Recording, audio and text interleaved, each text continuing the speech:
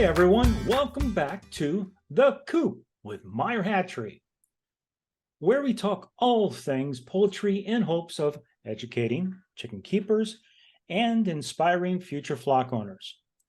I'm Jeff, and today we'll be talking about Meyer Hatchery's signature black and signature white broad-breasted turkeys. We have one of our customer service team members with us today. Welcome back, Linda. Hi, Jeff. Thanks for inviting me back. So, Linda, why did you want to raise signature turkeys? Well, for me, I love the turkeys. They're my favorite poultry species to raise. I think they're different than chickens. They seem friendlier and more inquisitive to me. I think of them as the dogs of the poultry world. I would say I found this especially true for the broad-breasted turkeys because they are more domesticated. When I've had heritage turkeys, some were super friendly and seemed relational, others not so much.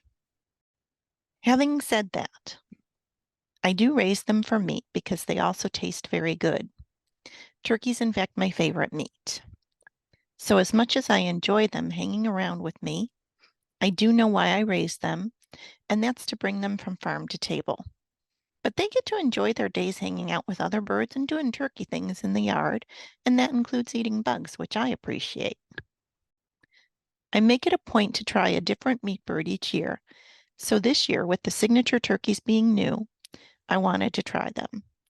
They offered for me some flexibility that I don't get with other broad-breasted turkeys, and I don't need to order like 20 of them like I'd have to do for heritage. That's a lot of turkeys. What did you notice about the signature turkeys when you were brooding them? The turkey poults are sometimes a little harder to get started than chicks.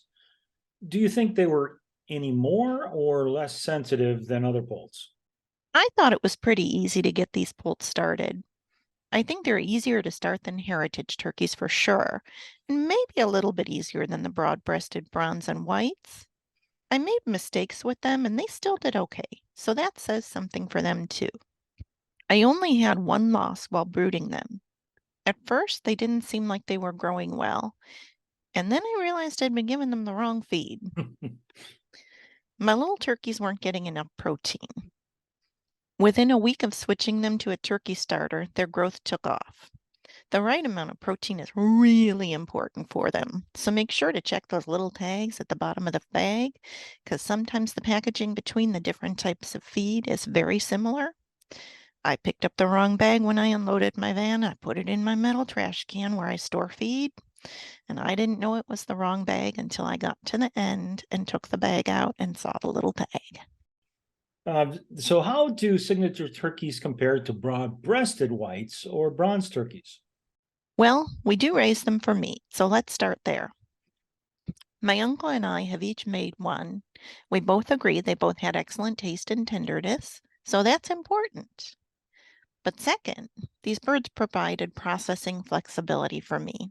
When I raised my broad-breasted whites and bronzes last year, I had some that were really quite large by my processing date. One was close to 40 pounds and actually bent an oven rack. These turkeys grow more slowly, and it was easier to keep them within my desired weight range. Most of the people I raise turkeys for are family and friends, and they want them to be about 20 pounds, give or take. I'm the exception. With turkey being my favorite, I'm happy to have leftovers for the freezer or to make turkey and rice. But these turkeys didn't leave me with the question of how am I going to fit this bird in the oven? I was fortunate to have a processor that had multiple dates open, so I was able to just go with what was working best for my schedule, and I could take a few birds at a time. I took most of the males first, then the females. But I loved that I didn't have to wait until a single specific date and worry about them being too big or too small. This was perfect.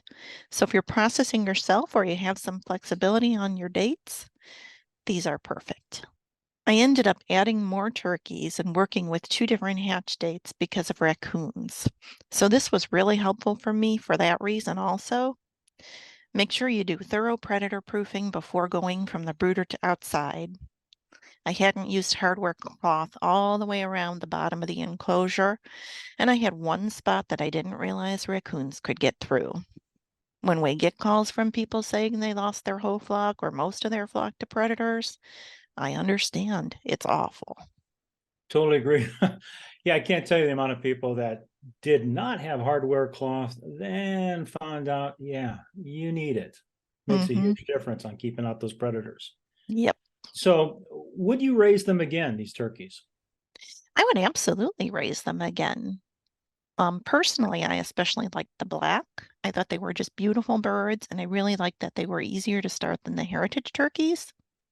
I think they might be good for someone just starting out with turkeys.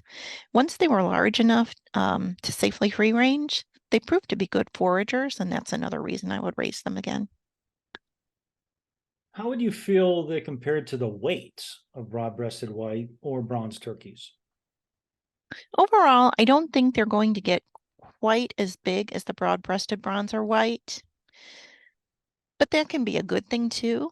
It can be difficult to control the growth of those birds, and they can get too big too fast. That's one of the reasons I really like the signatures. They gave me time to say, I don't want to run to the processor this week. I'll wait until next week. And they didn't get huge in that week. I could see a gain, but not an amount that was more than what I would mind. Most of my turkeys ended up coming in at about 17 to 24 pounds, and I thought that was perfect. I did my processing, I think, in the 18 to 23-week range. I did have one come in smaller and one larger. There was one that was only 14 pounds and one that was 32. He was the only one that didn't fit in the vacuum seal bags.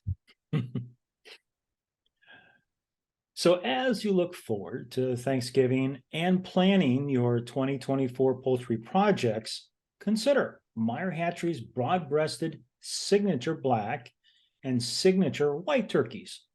They might be a nice introduction into the world of turkeys with lower minimums than the heritage turkeys and seem to be easier to get started than some other poultry types. I'd love to hear your thoughts and want to know if you have any ideas or topics you'd like me to talk about here on the Coop. Please send an email to podcast@meyerhatchery.com. I'm looking forward to hearing from you. And with that, I thank you for listening to the Coop. Be sure to subscribe, and if you'd be so kind, drop me a review. Do you know that you can save $5 off your next Meyer Hatchery purchase? You enter the coupon code THECOOP at checkout. And remember, life is good because we have turkeys.